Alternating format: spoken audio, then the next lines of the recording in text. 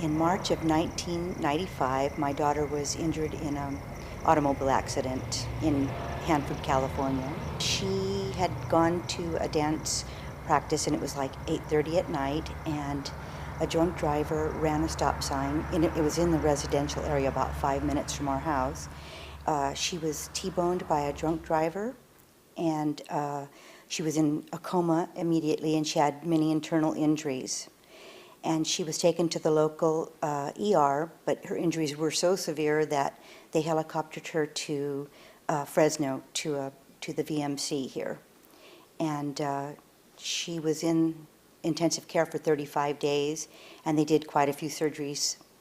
I was driving with two friends, and a drunk driver ran a stoplight or stop sign and T-boned my car on my side, and all three of us girls were hurt, but me the worst. And they cut me out of the car and then took me to the Hanford community to stabilize me. And then from there I was airlifted to Fresno, to VMC. She was in a coma for 2.5 months. Jessica suffered many injuries in the accident, the worst being the traumatic brain injury, which affected her speech. She couldn't walk or talk, and that's what we began 10 years of trying to get her to walk and to talk. And she also had a broken hip bones, front and back. They were smashed, and her pelvic bone, her spleen, her liver were pierced. Oh, before the accident, I have to admit, she was an ideal child. She was a very good student. She was taking college prep courses in high school, and she was a wonderful dancer. And she had won a scholarship to go to a dance studio, The Edge in Los Angeles. And she would walk in a room and everybody would just turn to look at her. She was beautiful, nice, and a great daughter. I first heard about neurofeedback the day that our physical therapist discontinued Jessica's case and left us all by ourselves. We were really scared, but they had been working a month with her on a walker, trying to get her to learn to walk on a walker. She would take one step and she'd start to fall to the left. So she wasn't walking very well on the walker.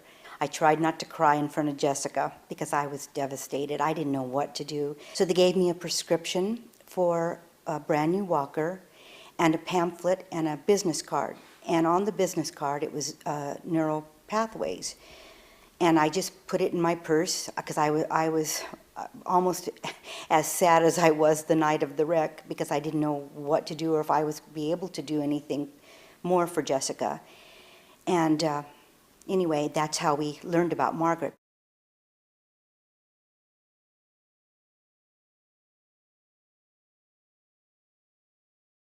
When I first met Margaret Ayers, I was in the throes of a terrible depression. My professional life was very successful, but where it mattered the most, in my head and in my heart, I was a mess. Looking back, I felt like my brain was out of tune, that I was misfiring in this spew of grit and smoke that just turned everything dark and very troubling. Margaret hooked up electrodes to the side of my head and hooked me up to a computer. Right there on that screen, I could see my own brain waves firing. And what I came to understand is that if you can see your brain waves, then you can change them. And by changing them, you can heal yourself. So when the neurologists say there's nothing more they can do for you, when the physical therapists say good luck, when the school wants to medicate your child, when the psychiatrist can only write more prescriptions, there's a path they haven't pointed you towards. This is Margaret Ayers. She is the inventor of the world's first real-time EEG feedback instrumentation. Neurofeedback is the only means by which to examine and analyze how the brain is working in real time. Neurofeedback is completely non-invasive. There is no stimulation going into the body. There is no electricity going into the body. Whenever Margaret gets a new client, she analyzes both sides of the brain. Her instrumentation breaks down the brain waves into raw EEG and into beta waves and theta waves. So first we're going to look at your left sensory motor cortex. We're going to hook up with surface electrodes. Nothing goes into you, nothing can harm you. We're going to look at the temporal lobe and the upper cerebral cortex and put a reference point on your ear. Now, because you can see your brain waves in real time, you can change them just like you look in the mirror in the morning to comb your hair in place. Because you can see your hair, you can comb your hair into place. Well, think of this as the mirror for your brain. Because you can see your brain firing, it is a mirror for you to comb your brain waves into place. How does that sound? Sounds really strange. Yes. By means of real-time feedback, you can see your brain waves the instant they are produced, in less than 1,000th of a second. All of our senses, touch, eyesight, hearing, joint perception, come within 1,000th of a second. They are the unconscious features of our body. If you deliver feedback at the speed of the senses, the learning that happens becomes unconscious and intrinsic. Intrinsic means that the learning comes from within, not from the outside. It's like learning to ride a bicycle, and it becomes permanent through repetition. This is Dr. Penny Montgomery, Margaret Ayers' partner. A little ear clip. Yes. Okay. And then we're going to put one right here. Emma, see those big spikes in the top line? Those are the spikes that are causing your headaches. And if we get rid of those, then the headaches will start to go away. First, they'll be less intense and less frequent, and they'll completely go away. So all you have to do is keep the theta down as low as you can. That's the yellow bar. Try to keep it beeping as low as you can. And we're going to get rid of those spikes in your brainwave pattern.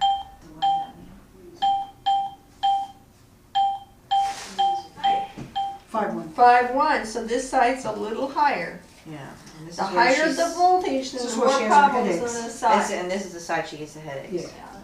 Yeah. Okay, we're going to look at the PBV and we're going to see what happened when she started here at 589. Her high was 7.6 and she went through the 6s, and then in the last 5 minutes she was in the 5s. So she came down, and that's very good. That's a good indication that neurofeedback is going to be a beneficial Helpful. treatment for her. We're seeing some other pathology right here. When you look at these patterns that are real wide at the bottom, they're indicative of having had an old viral or bacterial infection where there was a high fever. That's very interesting because this whole thing, her headache started after a virus. Okay, well, this is definitely consistent with that, and we're seeing that she has quite a significant change in her EEG due to this. This is an EEG of an individual with no sign of pathology whatsoever. In the top line, which is the raw EEG, you see all of the frequencies from 0 to about 450 cycles per second. In the second line, we have filtered out a narrow bandpass of 15 to 18 cycles per second. That's the brain's good energy and is called beta. The bottom line is filtered out 4 to 7 cycles per second, and that's called theta. Most pathology is reflected in an increase in theta. All brain waves look different, except when there's some pathology. The pathology itself has a signature that when it occurs in the brainwave pattern, you can see it and it looks alike in every brainwave that has it. People who have depression all have the same exact waveform. People who have migraine headaches have the same waveform. People who have epilepsy have the same waveform. So instead of being unique, they all look alike. If Fraser was diagnosed as AHAD, he would be interested in everything else but what was going on. He'd get bored very, very easily. If they were discussing a subject that Fraser thought was boring, then he would, go out of his seat to find something else that was more interesting, like a different book, or he would tell his teacher, I've read that 10 times, I need to, where's the library? So he was constantly definitely destructive in class. When we went to the doctor suggested that Fraser should be on Adderall and 0.5, I believe.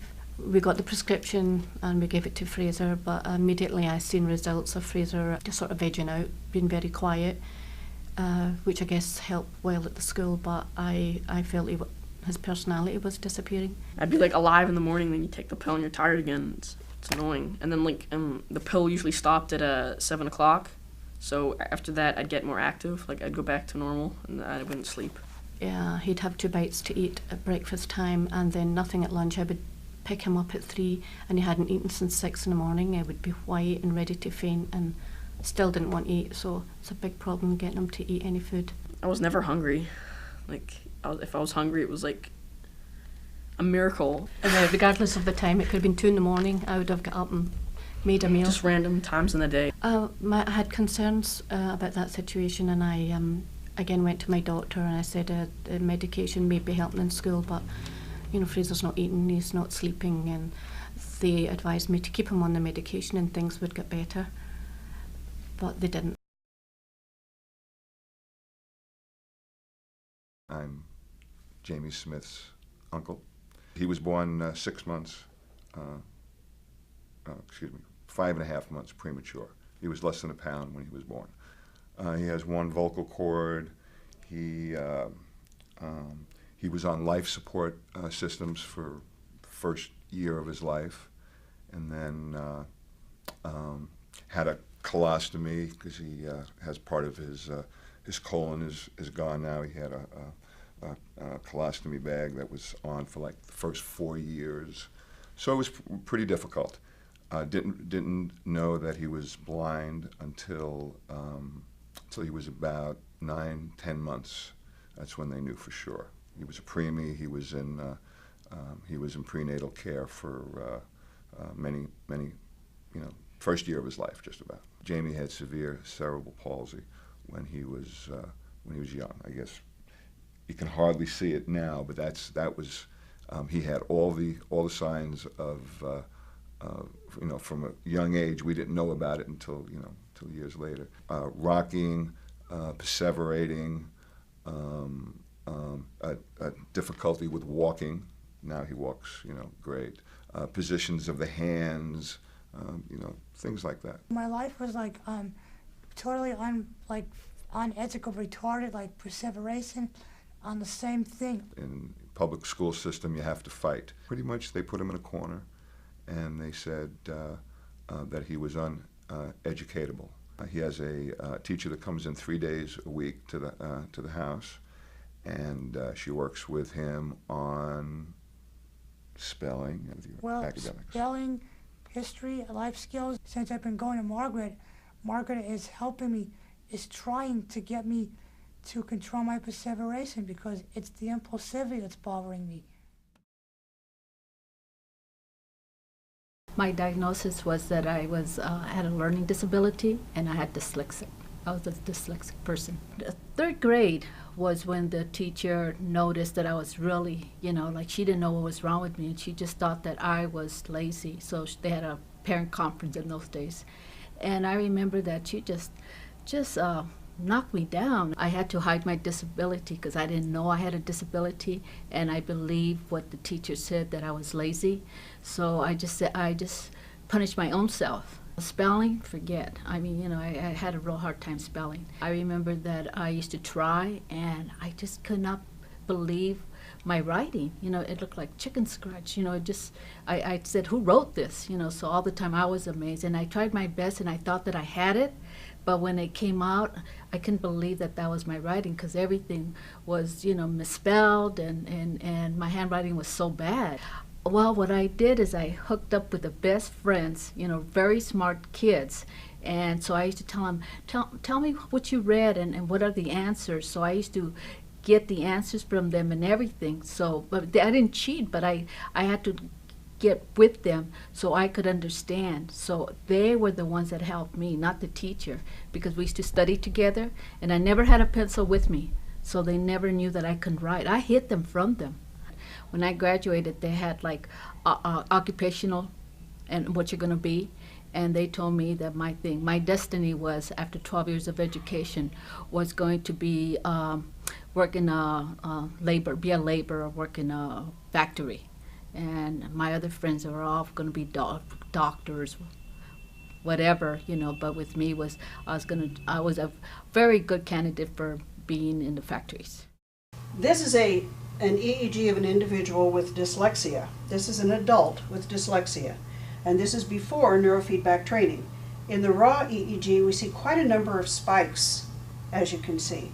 Here, theta reflects too much slow wave activity. In the after neurofeedback training, you can readily see how the EEG has changed. Note how much smaller it is, how much faster it is, and how much smaller the theta is as well. Margaret is best known for her work with head injury. As a matter of fact, she was the very first person to publish in this country on head injury.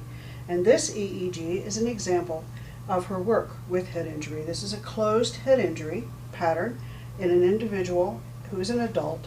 And notice the spikes. The spikes are the characteristic pattern of closed head injury. This is an EEG of a 17-year-old with an open head injury. The distinguishing pattern in open head injury is spikes, clusters of spikes, and sharp waves. Looking at the raw EEG, we can readily see clusters of spikes, individual spikes, here, and several other places, here, and here. We can see clusters of spikes, here, and then the sharp waves indicate frank cellular damage, or quite a bit of damage in the brain. Sharp waves look like this. They're very wide at the base, and they're shaped like a tsunami. You can see one here, you can see one here, you can see one here, you can see one here, you can see one here. So this individual has quite a few sharp waves, as well as spikes and clusters of spikes. At the same time, with all of this slow wave activity, spikes and sharp waves in the raw EEG, you're going to see high voltage theta, because that's where the damage shows up, in the theta band. So notice the amplitude of theta here before training. In the after training EEG, you notice that the theta is quite a bit smaller. Raw EEG is reflecting a much more normal pattern. The amplitude is smaller, and it's faster and tighter. This is an EEG of a young girl about 11 years old who had autism. As you can see, her EEG is quite wild looking, as was her behavior. She couldn't be taken out to shopping or to a restaurant at all and had to be monitored continuously. The only noises she made were rather animal-like, and she didn't speak words. This is her before training EEG.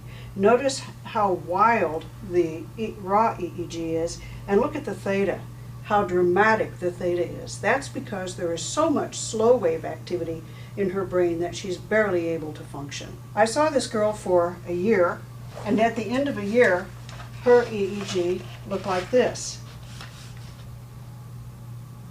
Both the raw EEG in the top line and the theta in the third line are dramatically improved. Her behavior was also dramatically improved. She could be taken out shopping, and she could be taken to restaurants. She was beginning to make noises that were discernible, almost words, and as we continued to work after this, she began to say a few words.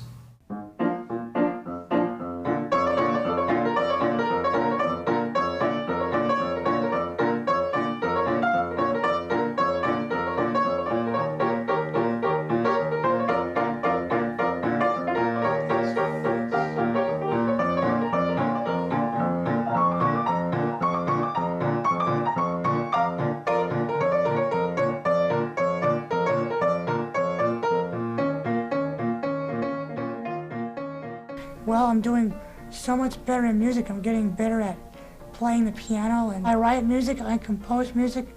A year ago, I did my composition called The Wizard of Ayers. I think the work that Margaret does with Jamie, the biofeedback, has opened the doors for Jamie. After the first time that I went back home, all of a sudden, it looked like my eyes were washed, and I could see. I mean, I could see the letters. I could see Stadium Way, Before I just knew that. I used to go, when people told me how to get there, I said, give me a landmark, because, I couldn't read it that well. But then I started seeing clear and clear. I'm a counselor for child abuse, and I work in a hospital, Santa Monica. I want to encourage all parents, anybody with learning disabilities, or anybody that has tried everything, to try Margaret Ayers, because I have tried everything. Margaret took me out of prison, gave me a freedom, gave me a new world. I always teased Margaret, and I said, Margaret, you know what? I always thought that I needed a brain, and when I came here, if this was Emerald City and you were the wizard, and you gave me, I had it in me all the time. It's just that you just had to connect the dots. As soon as we walked into Margaret's door, I must have rambled for half an hour because nobody else was listening as far as I was concerned.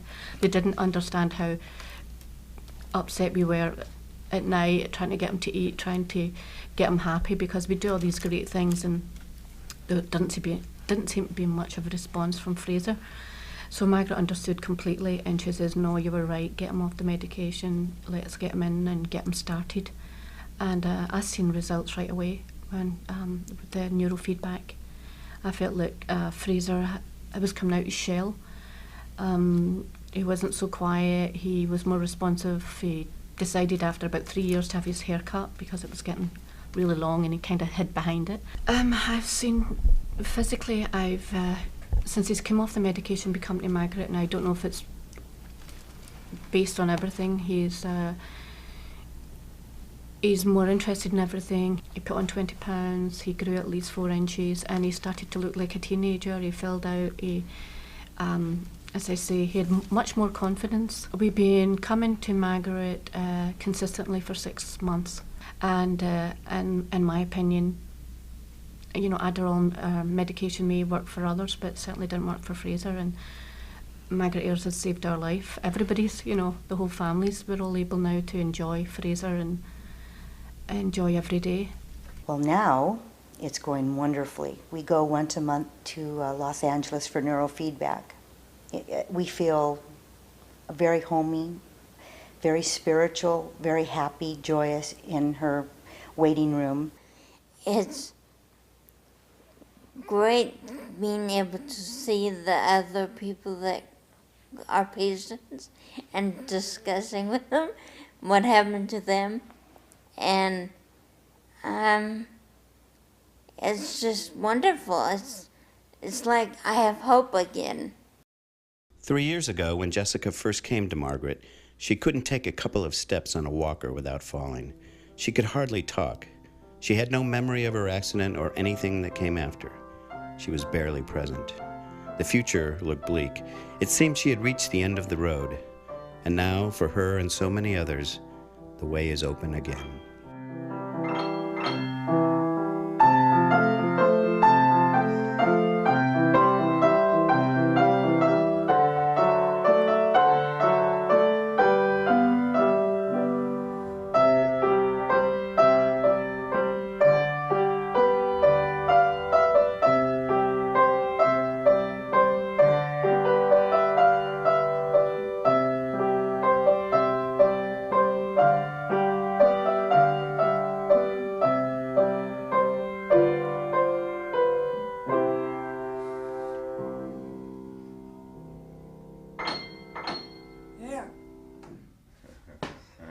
Tweet at the end.